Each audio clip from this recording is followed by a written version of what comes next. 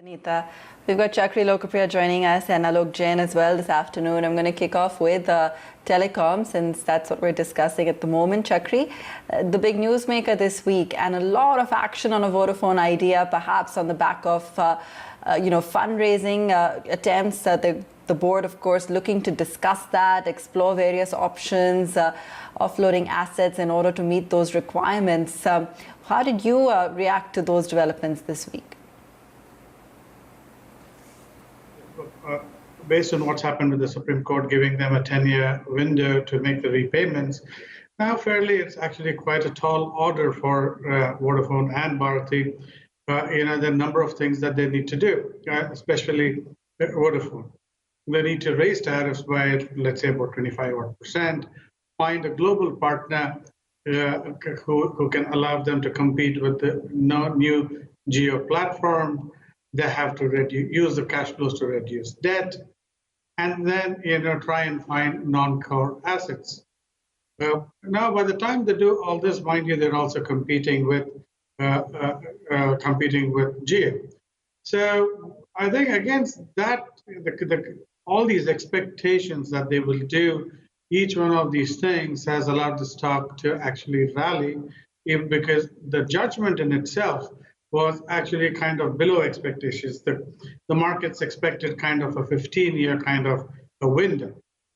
So I guess, now it's a lot of expectation that's been built into the stock. And Bharti has less of an issue, but still its balance sheet is hugely levered. So I think now the best is behind for both these stocks from a fundamental basis. Now, tomorrow, if magically Amazon or one of those companies does appear and do a big stake sale as the expectation is, then it's a different ballgame.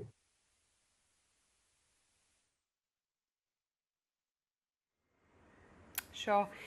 Okay, that's the word coming in, what to expect on Idea. Alok, hi, afternoon. A lot, of course, will depend on what comes out of the board meeting and fundraising, but just the kind of volume action that Idea has seen. First, the selling on the day the Supreme Court handed out the AGR verdict, and then, of course, all the movement in the stock price, well above the 10 rupee per share level now, in anticipation of how big and sizable the fundraising could be.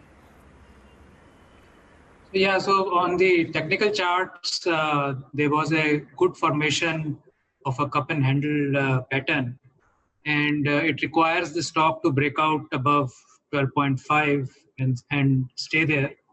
It did try to do that yesterday as well as today, but so far it has not succeeded in that. The volumes are pretty large, and I suspect that based on the outcome of the meeting, if this level gets broken going forward, then we will see much higher levels from here. We could even see levels of maybe around 16 to 17 in the short to medium term.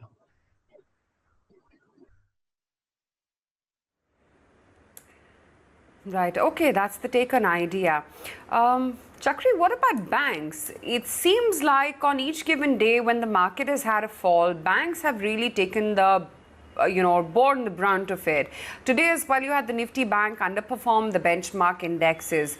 Would you sense that maybe we could, or rather we need to take some profits off the table, even in the top 5 names, given that the global markets, you don't know which way they're going to head and they are looking a little bit skittish? Yeah, you've had 2 or 3 things impacting banks and the markets in this week.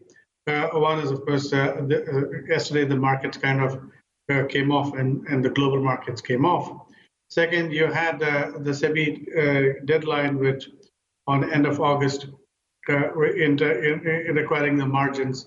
So that was another factor. And then we had the Supreme Court judgment where they have given this new deadline of 10th of September. Now, while actually the amount in itself, I think, is probably, it would range to 40 to 50 billion rupees. That is the amount that can go bad based on if some of it slipping into NPLs, that is the amount of moratorium that slips into NPL.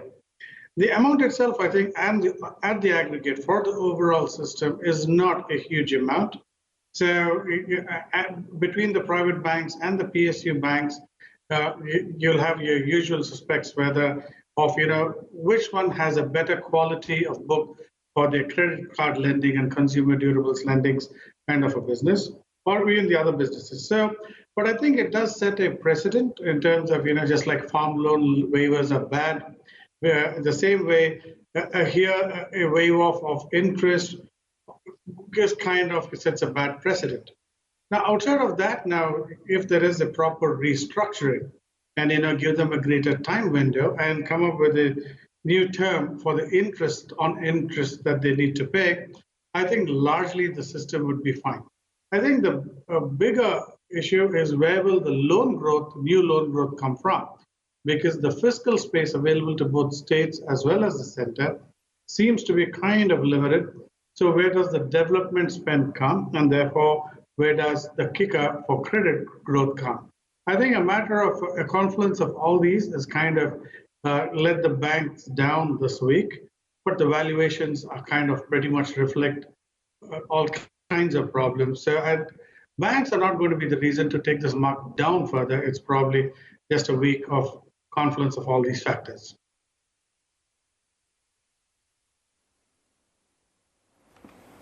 Sure.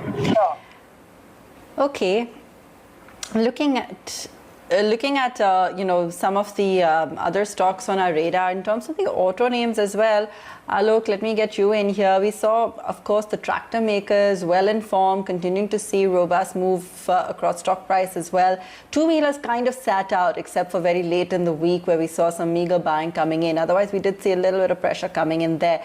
What from within the auto pack is catching your eye?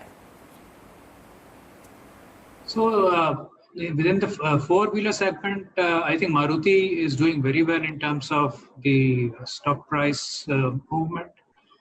If you see the pattern that has formed in the last 4 days, it sold off heavily on 31st August along with the market. But today it has crossed even the highs of 31st August with huge volumes. I mean, the volumes today have been almost double of what we saw on average in the last 3 sessions. So definitely this stock has relative strength. It is going up, and essentially it has negated the current weakness in the general market. So I would think that this stock can go to its previous resistances around 7,500 in this run. And if one wants to trade this, one could keep a stops of 7,150 and trail it upwards.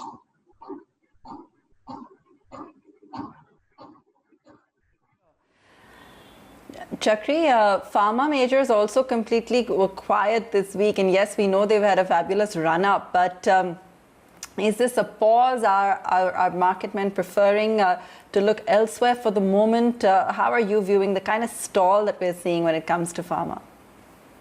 I think it's kind of a pause more than anything else, simply because now in the run-up to a vaccine, whenever that's going to be found in a few months from now, mind you, there's 7 billion people who's the population out there who need to be vaccinated. India alone, to vaccinate this whole country will take 2 years or more. Now, for the vaccine provider manufacturers, whether it's a Pfizer or AstraZeneca, who are in the lead out there, there are a number of ancillary suppliers, whether it is the APIs, injectables, the various ancillary industries who are all in the pharma industry and also in mainstream Indian pharma are all suppliers of various sorts. So if you look at that picture down the road, I think there's still a lot of upside in various ways that will impact various Indian pharmaceutical companies. And also the product approvals in itself of Indian pharmaceutical companies is also fairly robust. So a combination of these two, we are still positive on the pharma sector. Okay, still positive on pharma. Here's what Saurav Mukherjee from Marcellus, though, is positive on the sectors he likes. Let's also get in some trading ideas on that note. Alok, given the sharp fall today, what stock ideas would you have for our viewers for the week ahead? So I'm looking at a company called Aztec Life Sciences. The stock has been making new highs ever since May, June. And it is making a higher top and higher low sort of a pattern ever since then. And on market weaknesses, I'm seeing that this is a great stock to pick and hold on to. So this was currently around 1228. So a purchase here with stops near 1180 can possibly get you a target of around 1365 or 1380 in coming weeks. So this is one of the ideas that I had.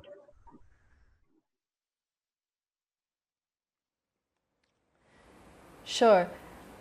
Chakri, towards the end of the week, we saw a lot of tumult when it came to global markets as well on the back of the tech sell-off. Clearly, we'll be walking into Monday with that in the backdrop as well. What else will you be eyeing as we move forward? One of the recent underperformers has been Z Entertainment. Z Entertainment used to trade about 40, 50 times a couple of years ago, and now trades at probably 12 times. Now there has been a management change. The balance sheet has been cleaned up. The intercompany borrowings, etc., are largely under control. The advertising revenue was kind of weak. But I think the more important thing is, in the lockdown, all of us have sat back and watched Netflix and Amazon Prime, but we've forgotten Z5. Now, just like how Maruti is the only card play for India traded company, the main company, that way India has very few options in the OTT space. And Z Entertainment, I think, has a huge market out there. It has a very rich content base. Understands the industry extremely well.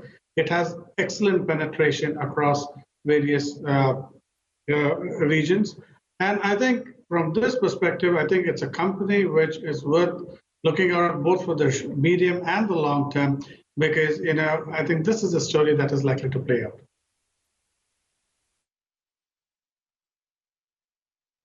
All right, gentlemen, we'll leave it there. Thanks so much for joining us. And before we go, we'll leave you with some of the other big voices that we spoke to this week on some of their preferences in the markets, as well as how they continue to be bullish on the India story. Here's Mark Mobius as well as Vijay Kedia. Thanks for watching.